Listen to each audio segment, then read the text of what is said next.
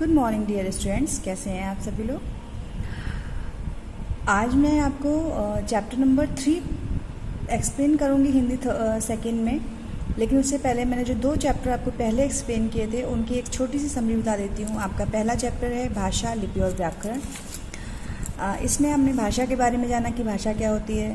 भाषा क्या है? हमारे विचारों का जो आदान प्रदान होता है, जैसे मैं बोल रही हूँ और आप समझ रहे हैं, ये एक भाषा का ही रूप है। ठीक है ना। भाषा मुख्यतः 2 प्रकार की होती है, मौखिक और लिखित। मौखिक भाषा जिसको हम सुन के समझते हैं और लिखित भाषा जिसको हम पढ़ के समझते हैं। इसके अतिरिक्त एक और भाषा होती है जिसे साइन लैंग्वेज या सांकेतिक भाषा कहते हैं। जो सांकेतिक भाषा होती है वो उन लोगों के लिए होती है जो बोल या सुन नहीं सकते। ठीक है। और इसके अलावा आपके इसमें जो और बहुत से टॉपिक्स हैं, राष्ट्रभाषा है, राजभाषा होती है, अंतर्राष्ट्रीय भाषा होती है। राजभाषा वो जिसमें किसी भी राज्य, किसी भी देश के जो सरकारी गवर्नमेंट का जो काम होता है वो किस लैंग्वेज में लिखा जाता है, वो राजभाषा में होता है। और हमारे देश में हिंदी एक ऐसी भाषा है जो सारे मोस्टली सबसे ज़्यादा लोगों के द्वारा बोली, समझी और लिखी और पढ़ी जाती है। इसलिए ये राष्ट्रभाषा अभी बनी तो नहीं है, लेकिन इसके लिए एक प्रावधान दिया गया है ताकि ये बन जाए। अंतर्राष्ट्रीय भाषा क्या होती है? अंतर्राष्ट्रीय भाषा वो भाषा होती है जिसमें जो विश्व के अधिकांशतः लोगों के द्वारा समझी, पढ़ी, लिखी व बोली जाती है। तो इंग्लिश जो है वो हमारी अंतर्राष्ट्रीय इंटरनेशनल लैंग्वेज है। इसके अलावा एक टॉपिक आपका है बोली। बोली जो होती है वो आंचलिक क्षेत्रों में, यानी कि जो हमारी गांव देहात की भाषा होती है। अपने यहाँ कहा जाता है कि बहुत छोटी छोटी दूरी पे पानी और बानी दोनों बदल जाते हैं हमारे यहाँ के। तो भारत में तो बहुत सारी बोलियाँ हैं, बहुत सारी उपभाषाएँ हैं। और जैसे आप अपने यहीं लखीमपुर और सीतापुर या इसके आगे गोला जाएंगे तो हर जगह की लैंग्वेज आप देखेंगे कि कुछ ना कुछ चेंज हो जाती है। भाषा का जो क्षेत्रीय रूप होता है वो बोली कहलाता है। फिर आता है आपका लिपि। तो जो लिपि है वो क्या होती है कि भाषा का जो लिखित रूप होता है उसको लिखने के लिए कुछ चिन्ह बनाए गए हैं, उन्हें लिपि कहते हैं। लिपि के हिसाब से ही कोई भी लैंग्वेज लिखी जाती है, चाहे वो अलग अलग तरीके की जो लैंग्वेजेस हैं वो एक लिपि में नहीं लिखी जा सकती। सबके लिए अलग अलग लिपि होती है। और मुख्य भाषाएं आपकी पता ही यहाँ पर कौन कौन सी हैं, जैसे हिंदी देवनागरी में है, संस्कृत देवनागरी में है, अंग्रेजी रोमन लिपि में लिखते हैं हम, पंजाबी जो है वो गुरमुखी में है, और उर्दू जो है वो अरबी या फारसी लिपि में लिखी जाती है। ठीक है। तो इसके बाद आपका इसका लास्ट टॉपिक है व्याकरण। व्याकरण जो होता है वो किसी भी भाषा के शुद्ध रूप को हमें बताता है। जब तक हम किसी भाषा की ग्रामर नहीं जानेंगे तब तक हम उसको सही तरीके से लिखने का तरीका नहीं जान सकते, उसको कैसे पढ़ा सही जाएगा, कैसे। तो भाषा का जो शुद्ध और परिमार्जित रूप होता है वो हमें व्याकरण के ही द्वारा हम सीख सकते हैं। ठीक है। व्याकरण में मुख्यतः 3 विभाग होते हैं, 3 इसके पार्ट होते हैं। पहला होता है वर्ण विचार, जिसमें हम वर्णों के बारे में, जो भाषा की सबसे छोटी इकाई है, उसके बारे में जानते हैं। फिर शब्द विचार, इसमें शब्दों के बारे में जाना जाता है, जो अलग अलग तरीके के शब्द भाषा में प्रयोग किए जाते हैं। और वाक्य विचार, इसमें वाक्य रचना, वाक्य के भेद, विराम चिन्ह है, इन सब चीज़ों के बारे में जाना जाता है। तो ये आपका चैप्टर 1 की समरी हो गई है। और चैप्टर 2 में वर्ण विचार, मैंने आपको बताया ना कि व्याकरण में हमारा जो पहला पार्ट है वो वर्ण विचार का है। वर्ण जो है वो भाषा की सबसे छोटी इकाई होते हैं। और वर्ण सारी जितनी भी लैंग्वेजेस होती हैं उनके जो वर्ण होते हैं वो एक क्रमबद्ध समूह में रखे जाते हैं, जिससे वर्णमाला कहा जाता है। इसके बाद जो वर्णमाला है उसमें 2 प्रकार के वर्ण हैं। हिंदी की वर्णमाला में स्वर और व्यंजन। और एक बात मैं आपको पहले भी कई बार मैंने क्लासेस में बताई है और मैं फिर बताना चाहती हूँ कि हिंदी की जो वर्णमाला है वो सबसे ज़्यादा साइंटिफिक है। उसमें हर वर्ण का अपना एक अलग रूप है और वो कैसे बोला जाता है, कैसे समझा जाता है। जैसे, और एक चीज़ और आप हिंदी में ध्यान रखिएगा कि हिंदी में हम जो बोलते हैं वही हम लिखते हैं और वही हम पढ़ते हैं, इसके अलावा कुछ और नहीं। इंग्लिश में आप CH का भी बोल सकते हैं, CH सा भी बोल सकते, चा भी बोल सकते हैं, लेकिन हिंदी में ऐसा नहीं होता। का है तो फिर का ही रहेगा, वो चा नहीं बन सकता, है ना। तो हिंदी में स्वर और व्यंजन 2 वर्ण होते हैं। वर्ण जो हैं वो स्वर जो हैं वो भी 2 प्रकार के हैं। पहला ह्रस्व स्वर होता है, दूसरा दीर्घ स्वर होता है। ह्रस्व स्वर जो होते हैं उनके उच्चारण में कम समय लगता है, दीर्घ स्वर के उच्चारण में ज़्यादा समय लगता है। फिर आते हैं व्यंजन। व्यंजन 3 प्रकार के मुख्यतः हैं, स्पर्श, अंतस्थ और ऊष्म। इसके अलावा एक व्यंजन होते हैं जिनको हम संयुक्त व्यंजन कहते हैं। तो संयुक्त व्यंजन जो होते हैं ये दो व्यंजनों से मिल करके बने हुए हैं, जिसमें पहला जो व्यंजन है वो स्वर रहित होता है और दूसरा व्यंजन स्वर के साथ होता है। ठीक है, छ, त्र, ज्ञ, श्र ये आपने पढ़े हैं पहले भी, तो मैं ये सिर्फ आपको एक समरी के रूप में बता रही हूँ। इसके अलावा दो अन्य वर्ण भी होते हैं, ढ और ढ़। ठीक है, फिर आगत वर्ण है जो दूसरी भाषाओं से हमारे हिंदी में आए हैं। इसके बाद अयोगवाह होते हैं, अनुस्वार, अनुनासिक और विसर्ग। फिर मात्राएं होती हैं, जो स्वर होते हैं उनको जब हम व्यंजनों के साथ मिलाकर लिखते हैं तो उनके बदले हुए रूप को हम मात्रा कहते हैं। आपको पता ही है कि मात्राएं कितनी हैं और कैसे लगाई जाती हैं, क्योंकि आप क्लास 7th में हैं तो मुझे लगता नहीं कि मुझे आपको बताने की आवश्यकता है कि कैसे हम इसको यूज़ करेंगे। ठीक है, इसके बाद आता है द्वित व्यंजन। द्वित व्यंजन में क्या होता है कि एक ही व्यंजन दो बार आता है, लेकिन पहला स्वर रहित होता है और दूसरा स्वर के साथ होता है। ठीक है, फिर आपका आता है रा के विभिन्न रूप। रा के ये 4 विभिन्न रूप हैं। आपको पता है कि रा कैसे हमें लगाना है, इसके बारे में इसमें बताया गया है। तो ये आपकी समझी हो गई। अब हम आते हैं आपके आज के चैप्टर पे, चैप्टर नंबर 3, शब्द विचार। शब्द क्या होते हैं? शब्द जो है वो भाषा का बहुत महत्वपूर्ण एक वो है।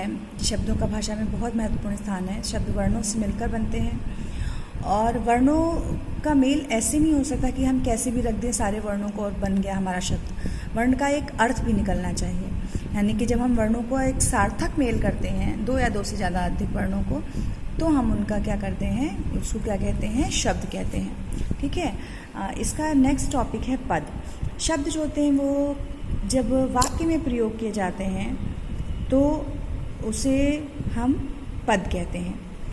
अब आपका आता है शब्दों का वर्गीकरण। शब्द का हिंदी भाषा जो है हमारी, उसमें बहुत सारे शब्द हैं, बहुत विशाल भंडार है हमारे शब्दों का। तो लेकिन जो इसके आधार हैं, इनको कितने आधार पे वर्गीकृत किया गया है, बांटा गया है, ये 4 प्रकार के हैं।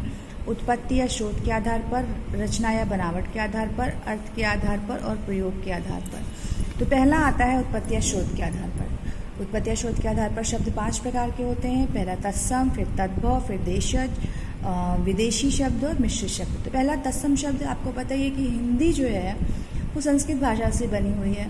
तो संस्कृत में कुछ शब्द ऐसे हैं जो संस्कृत में भी उसी रूप में चलते हैं और हिंदी में भी उसी रूप में आते हैं। तो ये जो रूप होता है वो तत्सम कहलाता है, यानी जो बिल्कुल शुद्ध शब्द संस्कृत के हैं और वैसे ही हिंदी में हम प्रयोग करते हैं, उन्हें तत्सम शब्द कहते हैं। जैसे अग्नि, सूर्य, घृत, है ना। ठीक है, तो इस टाइप के जो शब्द होते हैं। इसके बाद आता है तद्भव शब्द। तद्भव शब्द वो होते हैं जिनको हमने संस्कृत के शब्दों का कुछ अलग रूप कर दिया, थोड़ा सा सिंपल भाषा में कर दिया, सरल भाषा में कर दिया और उनको हम बोलने लगे, भी तद्भव कहलाते हैं। जैसे अग्नि को हमने आग बना दिया, रात्रि को रात बना दिया, सूर्य को सूरज बना दिया, चंद्र को चांद बना दिया। तो ये जो है ये तद्भव रूप है। इसके बाद आता है आपका देशज शब्द। देशज देश में ही उत्पन्न शब्द होते हैं। ये क्षेत्रीय आंचलिक शब्द होते हैं जो गांव देहात की भाषा में बोले जाते हैं, जैसे रोटी, कपड़ा, थैला, पेट इत्यादि। विदेशी शब्द वो होते हैं आपको जो विदेशी भाषाओं से हिंदी में आए। आपको पता ही है कि हमारे भारत में बहुत सारे विदेशी आक्रमण हुए, तो वहाँ से जो लोग आए उन्होंने आकर के अपने शब्दों, अपनी भाषा का प्रचार प्रसार किया। तो इसके आधार पर हिंदी में बहुत सारे शब्द मिक्स हो गए, वो विदेशी भाषा के शब्द हैं। ये आपकी बुक में दिए गए हैं, इनको आप आराम से पढ़ लीजिएगा। फिर आपका आता है मिश्रित भाषा शब्द। कुछ शब्द ऐसे होते हैं जो 2 भाषाओं को मिक्स करके बनाए गए, जैसे टिकट घर। टिकट अंग्रेजी का शब्द है और घर हिंदी का है ना। तो ऐसे ही आपके दिए गए हैं। इसके बाद है रचना या बनावट के आधार पर शब्दों के भेद। रचना और बनावट के आधार पर शब्द के 3 भेद किए जाते हैं, रूढ़, यौगिक और योग रूढ़। तो जो रूढ़ शब्द है इसका मीनिंग होता है प्रचलित होना, यानी कोई चीज़ जो है वो प्रचलन में चल रही है। वो ऐसे शब्द होते हैं जो किसी वस्तु के लिए प्रचलित हो चुके हैं, यानी उसमें कोई परिवर्तन हम ज़्यादा नहीं कर सकते हैं। उसको हम पर्यायवाची तो ढूंढ सकते हैं लेकिन उसे चेंज नहीं कर सकते। और इन शब्दों को जब हम अलग अलग करते हैं तो इनका कुछ अर्थ भी नहीं निकलता। ये अखंड होते हैं, यानी इनके खंड भी नहीं किए जा सकते। जैसे घर, मेज़, घोड़ा, पानी, है ना। यौगिक शब्द, योग शब्द से बना है। योग का मतलब होता है जुड़ा हुआ। जो शब्द दो या दो से अधिक शब्दों के मेल से बनते हैं उन्हें यौगिक कहते हैं। यानी कि इसमें दो शब्द मिले हुए हैं। आप इसको मिश्रित शब्द के जैसे भी ले सकते हैं। तो यौगिक जो है, जब उन दोनों उसमें जो दो शब्द जुड़े होते हैं उनको हम अलग अलग करेंगे ना, तो वो दोनों का अर्थ अलग अलग भी आएगा। जैसे पितृभक्ति, पिता के लिए भक्ति। रसोई घर, रसोई और घर अलग अलग है ना दोनों। इसमें आप मोस्टली शायद ये भी जान सकते हैं कि दोनों शब्दों का एक अलग अलग अर्थ आता है। ठीक है, इसको ध्यान से पढ़ लीजिएगा आप एक बार। इसके बाद नेक्स्ट आपका जो पेज है वो है नेक्स्ट आपका टॉपिक है योग रूढ़ शब्द। इसमें क्या होता है, यौगिक शब्द भी होते हैं और रूढ़ शब्द भी होते हैं, और इनका जो अर्थ बनता है वो कुछ अलग सा हो जाता है। जैसे पंकज, पंक यानी कि कीचड़, कीचड़ में उत्पन्न होने वाला क्या है इसका रूढ़ अर्थ, कमल, यानी कमल जो है वो पंकज का पर्यायवाची भी है। ठीक है। दशानन, 10 मुख वाला कौन है दशानन, रावण। तो ये सारी चीज़ें जो हैं आपकी ये योग रूढ़ शब्द हैं। आप इसमें ये भी ध्यान दे सकते हैं कि समास के जो शब्द होते हैं वो योग रूढ़ होते हैं। ठीक है। इसके बाद आपका तीसरा है कि अर्थ के आधार पर शब्दों के भेद। अर्थ के आधार पर शब्दों के मुख्य रूप से 4 भेद होते हैं, एकार्थी, अनेकार्थी, पर्यायवाची और विलोम। एकार्थी शब्द वो जिनके सिर्फ एक ही अर्थ होता है, जैसे आपके लिखे हुए हैं सूरज, बिल्ली, दूध, मोर, कपड़ा, ये सब। अनेकार्थी वो शब्द जिन शब्दों के एक से अधिक अर्थ होते हैं उन्हें अनेकार्थी कहते हैं। यानी कि ऐसे शब्द जिनका एक अर्थ भी हो सकता है और उसके 2, 3, 4 अर्थ भी हो सकते हैं। आपने शायद लास्ट टाइम पढ़े भी थे, ये शब्द भंडार में आपके बहुत सारे शब्द आएंगे। जैसे कनक माने सोना भी हो सकता है, कनक माने धतूरा भी हो सकता है ना। कल है, आने वाला कल है, बीता हुआ कल है। और जो मशीन होती हैं, मशीन सुन को भी कल पुर्जा कल बोलते हैं। ठीक है ना। तो इसी तरीके से फिर आते हैं आपके पर्यायवाची शब्द जो एक जैसे अर्थ को प्रकट करते हैं। समानार्थी भी हम इन्हें कह सकते हैं, समान अर्थ देने वाले। ठीक, तो ये आपके समानार्थी शब्द लिखे हुए हैं, आप ये देख लीजिएगा। मतलब एक शब्द होगा उसके समान अर्थ देंगे। जैसे चंद्रमा को हम चांद भी कह सकते हैं, चंद्रमा भी कह सकते हैं, शशि, मयंक, राकेश, निशाकर, है ना। फिर आता है विलोम। विलोम शब्द ऐसे शब्द होते हैं जो एक दूसरे का विपरीत या उल्टा अर्थ देते हैं, विलोम शब्द कहलाते हैं। जैसे गुण, अवगुण, अच्छा, बुरा, रात, दिन, है ना। यानी एक दूसरे के विपरीत अर्थ देने वाले, विलोम।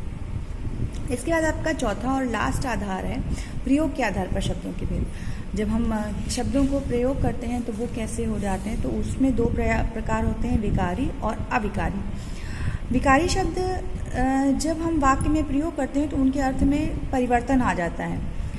वे क्रिया के हिसाब से, काल के हिसाब से, वचन के हिसाब से बदल जाते हैं।